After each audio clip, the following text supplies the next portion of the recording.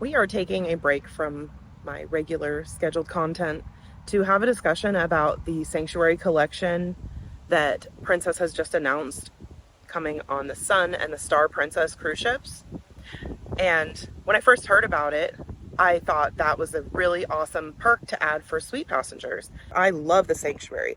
If you have followed my vlogs for very long, you have seen that I generally reserve a place in the Sanctuary at least once during a cruise, if not for the entirety. My Panama Canal cruise, I reserved a cabana for the whole 15 days and spent, I would say, at least half of my time in that space and absolutely loved it. Never questioned the value. Just advocate for that space constantly in my videos because it is so fabulous. And it is like going on a first class cruise within the ship. This actually seems like they're converting the Sanctuary into a Haven style space, which is an exclusive venue that, unless you're booked in a Haven, on Norwegian it's called Haven, cabin, you don't have access to. And it sounds like as of October 14th, it is going to be exclusive for passengers in those cabins. You won't have the option to pay an upcharge, which has always been $40 per day, or $40 per day with a 10% discount if you book for the whole cruise. The main reason I'm worried about it, or interested in the answer to that, is that I am going on the Sun Princess the week after they implement this new stateroom category. And so I was kind of looking forward to having a space in the Sanctuary for my birthday.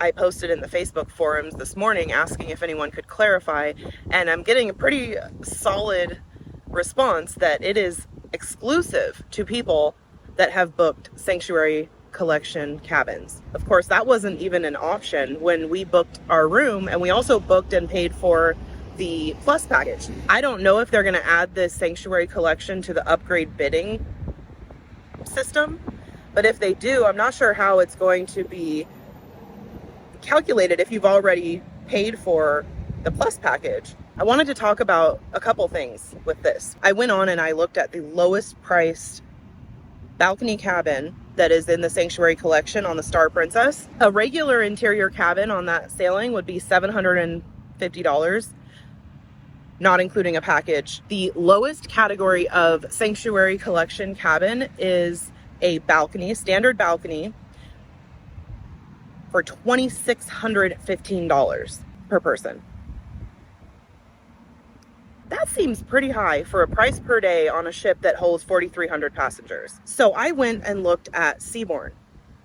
A Seabourn cruise for 7 days in their lowest category, which is, Seabourn is basically all inclusive by my understanding, is $3,099 per person for the week.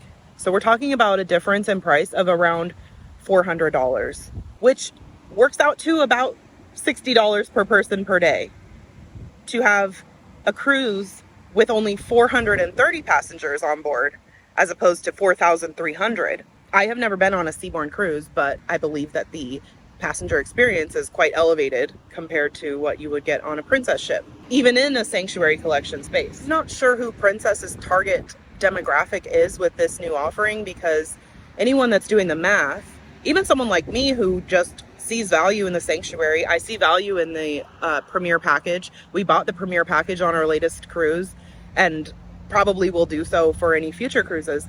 But when you add the cost of the Premier package and the cost of the Sanctuary to the price of being in a regular cabin, it gets you nowhere close to what they're now going to charge for that space. And maybe the price will go down depending on demand. But as it stands right now, I can't understand why anyone would choose to sail with Princess in a Sanctuary collection cabin instead of booking a cruise on Seabourn. Someone mentioned that maybe Seabourn has more limited options for destinations. Well, these new ships only go to the Eastern or Western Caribbean. There is not like a wide variety of destinations available on those ships either. I'm hearing from a lot of people that they love the Sanctuary, but they don't buy into the Premier and Plus packages.